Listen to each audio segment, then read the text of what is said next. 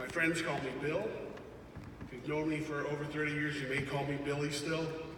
But to Dan Lydon, I am and will forever be Billy Jack. Being asked to speak at Chief Lydon's celebration is kind of like being asked by Gordon Ramsay to cook for him. I tried to think of an Irish chef that everyone knew, but couldn't come up with anything. He was the master of capturing a moment at an event like this to sum up a person's life in 10 minutes, pass on some wit and wisdom with that Irish lore, the ability to tell a story, and then make you laugh, because after all, it is a celebration. And on behalf of the Lydon family, I want to remind everyone that today is a celebration. I hope we can laugh along the way as we celebrate his life.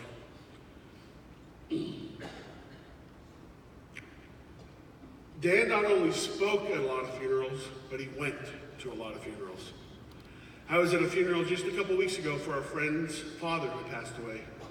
And my friend led off his speech with a quote from the great philosopher Yogi Berra.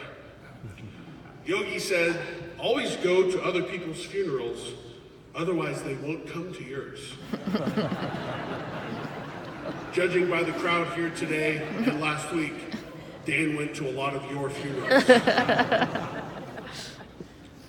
Several years ago, when everyone still liked them, Rudy Giuliani wrote a book on leadership. And in that book, one of the nuggets he passed on was when you're scheduling your time, figuring out what you're going to do, funerals are mandatory and weddings are optional. The funerals are mandatory because you need to be there to celebrate the life, to be there for your family and your friends if they need to be picked up. I remember talking to Dan specifically about that. Dan knew that well before Rudy put pen to paper there. Dan Lydon could have wrote a book on leadership. When I started thinking about what I could say about Dan and all the things that he meant to me, I thought of all the F words that came to mind. Bear with me. Family, Fremont, phone, little artistic license, friend, firefighter, and lastly, pardon me, Father, he's friggin' Irish, right? Now, before I start, I guess I should go to confession for a little bit. Many of these stories that I know have come from face-to-face meetings over lunch, over the phone, as we talk, as I get some of that Irish wit more from Dan. But a couple of them came from our times at Coaches, so I may have some of the details wrong a little bit. So here we go. Family. First off, Dan was all about family. I mean, he had to be all about family. The Lydon family is huge, right? I mean, let's give a big round of applause to the entire Lydon family.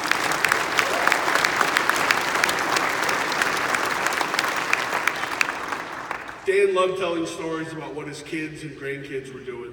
And then he asked me, "Hey, what are you doing this weekend?" I said, "Oh, I'm going to this meeting, and then I'm going to go to one of the kids' events or games." And he would say, "Don't miss those moments, Billy Jack.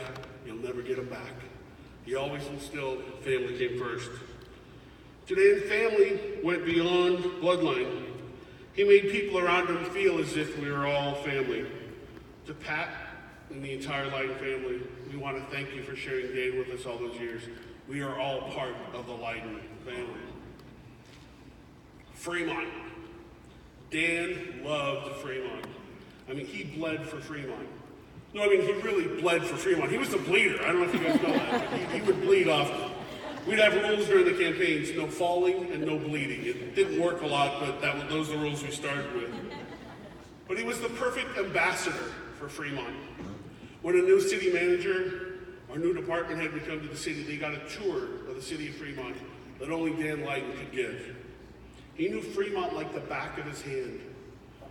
I loved being at planning commission meetings when an applicant that thought they were so smart would say, "Well, if you're traveling northbound on this road," he'd correct them. "That road does not go north-south, that road goes east-west."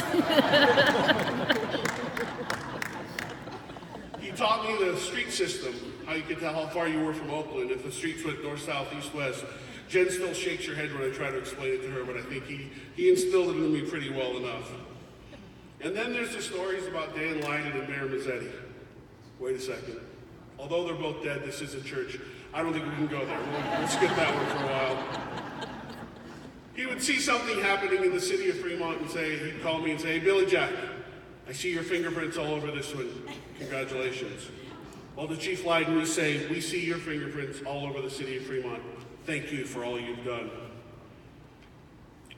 My next F is phone. Give me credit, I'm not a good speller, but phone. Whatever the communication was at the time, whether it was a fire pull box, a rotary phone, a cell phone, a pager, or an email, Dan Lydon mastered that communication system. I don't think he quite got into texting, but that's okay. We're okay with that. He communicated in times of emergencies, to praise a good job, to lift your spirits if they needed lifting, and to play a joke or two. One day, in late January 2000, about 1:30 in the morning, a Fremont Police Department cruiser was cruising by our office in Centerville and noticed a fire inside, called it in. Fremont Fire Department responded, controlled the fire, and soon realized that it looked like it was a break-in and then arson. Battalion Chief Mark DeMoe was on the job. He called the fire chief because he knew no matter what time, the fire chief would want to know about this. Dan Lydon got down to the scene. He called me. I didn't answer. He called my brother. He didn't answer. He called my parents' house, and my mom answered. She calls me back and says, "There's a fire at your office. Get your brother, get down there to see what's going on." So we get down there. We get out of the car, and the first thing we hear is Dan saying, "I had to call your boy's mommy to get you guys out of bed." To which my brother, I think, said it was 2 o'clock. You're lucky I was in bed. If you're ever on call with Dan and that call waiting clicked over, you would get one of these, "Billy Jack, hold on. And he would click over. He clicked over call waiting like a jazz musician would use a musical instrument. He knew all the city phone numbers all throughout the city, even the ones that weren't supposed to ring. One time he's sitting at home, in the comfort of his home, watching a city council meeting from the old council chambers. And one of the local gadflies got up there and was speaking about how the city and the state should do this, and the state needs to come and do that. That's all Dan needed. He dialed the number, the phone rang in front of the city clerk, the light went up, she picked up and said, "Hello?" And he said, "Yeah, this is Governor George Duke Major." For some reason, he liked being George Duke Major. I don't know.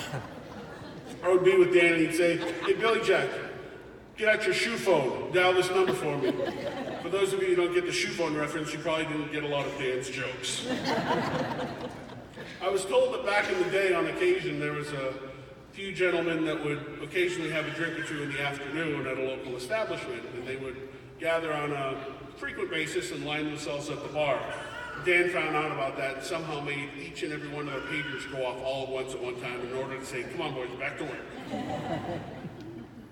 Fred. We've all heard about the 6 degrees of Kevin Bacon game where any actor or actress can be connected to Kevin Bacon in 6 moves or less. Kevin Bacon has nothing on Dan Lydon. He would not just make a connection to his friend, he would make the connection to you to that friend. He always loved to make a Fremont connection. I remember him telling me, "You know Ron Fong, the guy at the city?" I go, "Yeah, I see him at the planning commission meetings." Well, his cousin is the chief of the San Francisco Police Department, Heather Fong. He loved making connections, especially when it related to Fremont. If you were born and raised in Oakland, in the fire services, anything to do with Fremont or Irish, Dan either knew you or knew someone directly connected to you. He was the original 23andMe. He called people either Murphy or Monroe. And if you don't know if you're Murphy or Monroe, you're probably a Monroe. See, all the Murphy people are laughing at Monroes right now. A few years back, my brother Greg, Garth Smith, and Jay Swardinski, who are both still here, I think, took Dan up to San Francisco. Dan was going to take him on a tour of what a mid-20s Dan Lydon would do in San Francisco. So they took Bart up, and just before they got in a taxi cab, Dan said, "Oh, no, we're doing this how I did it back in the day." They went to a bus stop and waited for the 30 Stockton to come to take them to their first establishment. And from that day forward, my brother and Garth were known as 30 Stockton. Firefighter. We've heard from Chief Lydon just about the great things that Dan has accomplished in his 40 years at the Fremont Fire Department. From firefighter, to union founder, to president, all the way up to chief. Dan celebrated with firefighters when times were good, and he wept with them when they cried. He was the ultimate firefighter. When he would hear a fire truck go by, he would say, "Hey Murphy, they're playing your song," to anyone that was around. In 2002, I had the pleasure of working with Dan to pass the Measure R, along with several people that are here, to bring fire safety bond to the city of Fremont. I had greater pleasure sitting with him on the planning commission as those stations were designed and built. I remember at one planning commission meeting, Dan looked up from his plans, looked at the staff member and said, "Where are the sprinklers in this building?" There was a pause at the staff table, and there was a rustling of papers and a couple of whisperings back and forth. And they said, "They just don't show up on this plan, sir." And it was Dan making sure that the city practices what it preaches. Dan believed the fire department was an extension of the community. Our firehouses were not just located strategically to respond to emergencies when seconds count, but they were there to engage the community. And he matched up fire stations with local businesses to create that business liaison program. He instilled in each firefighter in a 24/7, 365 days a year job, they may be the only city person in an incident, and they should act as if they're the city manager until relieved. Dan was the ultimate public safety officer to his friends and colleagues of the city, making sure they were safe when he traveled. One time, a group from the city manager's office was going to go down to Monterey to stay for a conference. And he said, "Well, let's call and see if that hotel is sprinklered." So he picked up the phone, the lady answered, he said, "Yes, this is Dan Lydon with the Fremont Fire Department. Is your hotel sprinklered?"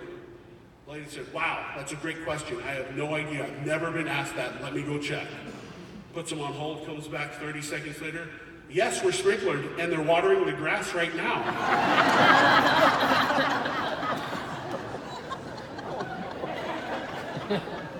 We all know the great rivalry between the police and fire departments, not just in Fremont, but all over.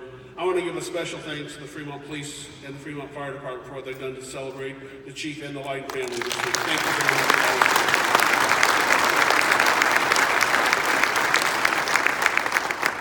When I think of police and fire and joshing rivalry, I think of two people, Bob Wasserman and Dan Lydon. The city was fortunate to have them both at the helm at the same time. Bob called Dan his mishpucha, a Yiddish word that means family, very loosely. They were buddies. They loved to play jokes on each other, but when times came up, they knew that each person was there to help each other. One day, at a city council retreat, they had all the department heads in there, and after a break, some of you probably heard the story, but it's a good one. After a break, all the department heads started coming in, and Bob was a little late coming back. He was probably putting out a cigarette, I'm guessing.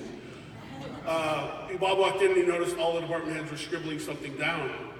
He didn't know what was going on, so he sat next to his buddy. His buddy's going to keep him in the clear. He said, "What's going on?" He said, "Well, each department head is going to tell, my council members requesting each department head tell a story or a project of what's going on within your department that you've accomplished this year."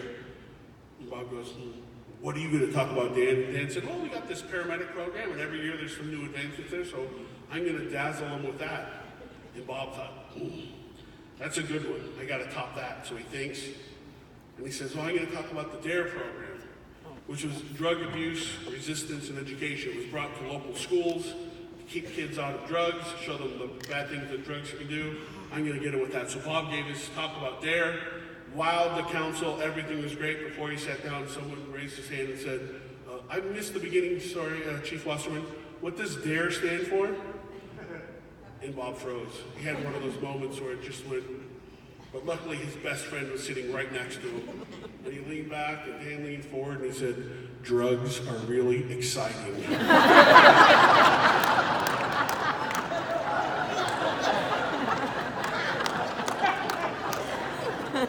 One day after a small grass fire in the hills, none of the firefighters wanted to cook.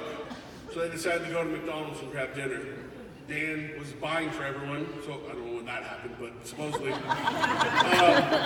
was the last person in line, and the little clerk at the McDonald's said, "My manager wants to pay for all this meals," and Chief Lydon said, "No, that's very kind and offer, we want to pay." And the McDonald's guy said, "No, I have to do this." They went back and forth for a couple of minutes, and the McDonald's guy pointed to his laminated McDonald's badge and said, "I don't want to lose my job." And Chief Lydon pointed to his badge, "I won't lose my job." He got to pay that day. The last F is friggin' Irish. He loved his Irish heritage. He wore it like a badge of honor. One year he told me that he was so glad that he participated in the Irish triathlon. I thought, whiskey, beer, more whiskey? He said no, it was participating in the St. Patrick's Day parade in 3 cities in 1 week. There's people that live on these great Irish majestic names in Fremont. They think it's pretty cool. They don't know that it's the counties that Dan's parents and grandparents came from. I remember one time asking Dan a political question. I thought he was a Democrat. I was pretty sure he was a Democrat, but I wanted to ask him. I said, Chief, Irish, Catholic, Democrat? And he said, "Billy Jack, when it concerns me, go with the stereotype. It'll do you well." I'm so glad that Dan got to celebrate one more St. Patrick's Day here on Earth. But I can only imagine what next year's St. Patrick's Day will be like in heaven. Come to think of it, maybe every day is St. Patrick's Day in heaven for a proud Irishman like Daniel T. Lydon. Father Jason stole a little bit of my thunder last week. I swear I had it written down. He said, St. Patrick's the patron saint of Ireland. Maybe Dan Lydon's the patron saint of Fremont. I say Dan Lydon is the patron saint of Fremont.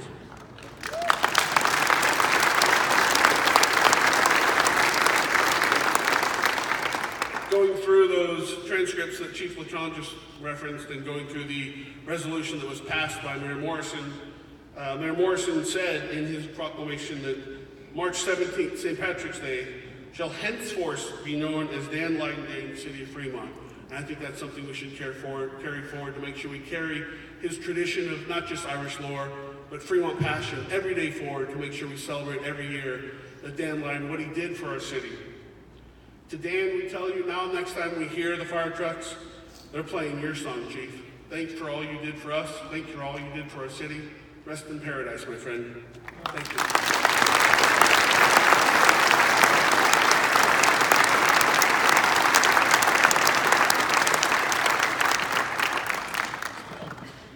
This time I'd like to invite Matt Lydon, Vacaville Police Captain, to come forward.